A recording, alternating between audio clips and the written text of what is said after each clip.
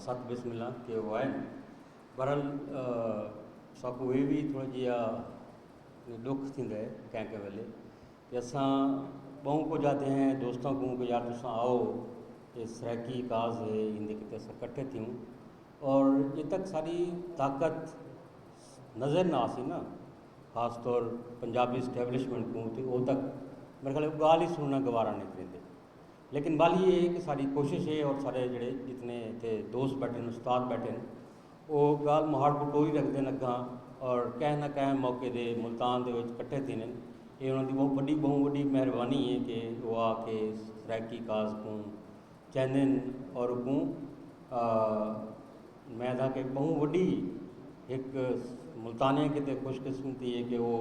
नाल नाल टुरते हैं सारे नाल और सब कुछ सिखाते भी हैं। गालियाँ ढेर सारी थी गई मैं बस ये दो त्रै गालियाँ करना चाहता खास तौर बजट के हवाले नाल एक अजकल एक सोशल मीडिया से एक पोस्ट चलती पई है कि पंजाब दे विच 10 अरब के जड़े हैं वो वेड़ियाँ तो बकरे मार दिते गए यानी को दिता गई है लेकिन उनकी सफाई के उत्ते 30 अरब रुपये खर्च कर दिते यानी मेरे को समझ नहीं आती सकूँ कि 10 अरब के अगर वच्छे लेले कुठन पंजाब ने उनको मारा है तो उनकी सफाई के उत्ते 30 अरब रुपये खर्च थी गए एक बहुत वड्डी अजीब जी मनतक है। और इनके उत्ते अस देखूँ कि सारे ई वसों के कदा भी सफाई के इतने मिसाइल कोई नहीं क्योंकि अस सफाई पसंद है और असा अपने गलियां को अपने वसेब को साफ सुथरा रखने हैं और जितना भी गंद आता है ये किदू आता है पंजाब को आता है वो शायद पानी की शक्ल भी वो लोड लेने फैक्ट्रियों का पानी और सारे को आता दरियावां के नहर के भी ये बजट की एलोकेशन करना ये अजीब जी गाल है।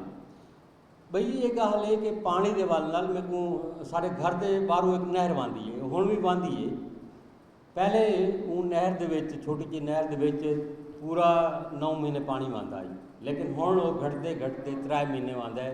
और पिछले दियाँ 15-20 दिन पहले नहर वोड़ी है हुण 12 दिन बाद बंद थी गई लेकिन असा जो करने साहिवाल को गंद सफर उत्थे सारिया नहर बहदियाँ पे ये देखो कि साकू पंजाब जोड़ा है लतड़ेंदा भी है लेकिन साकू पता नहीं लगता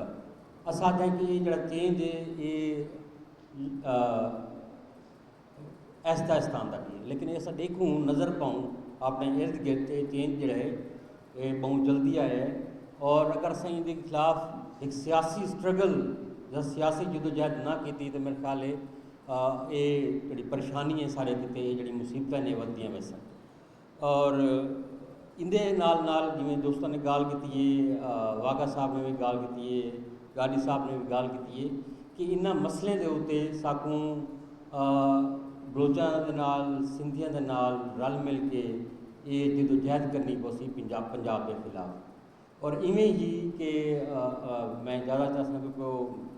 भुख भी लगी बैठी उसी बहुत सारे दोस्तों को और पानी का भी इतना मुल्तान दोस्तों ने कोई खास बंदोबस्त नहीं किया उन्हें कितने मैं अपनी तरफों मुल्तानी होने के नाते मैं माजरत खां हाँ कि वो एक शेर है कि साढ़े इलाके के एक शायर हैं उन्होंने लिखा ही कि रोज़ी का बूटा लैंदा गरीब है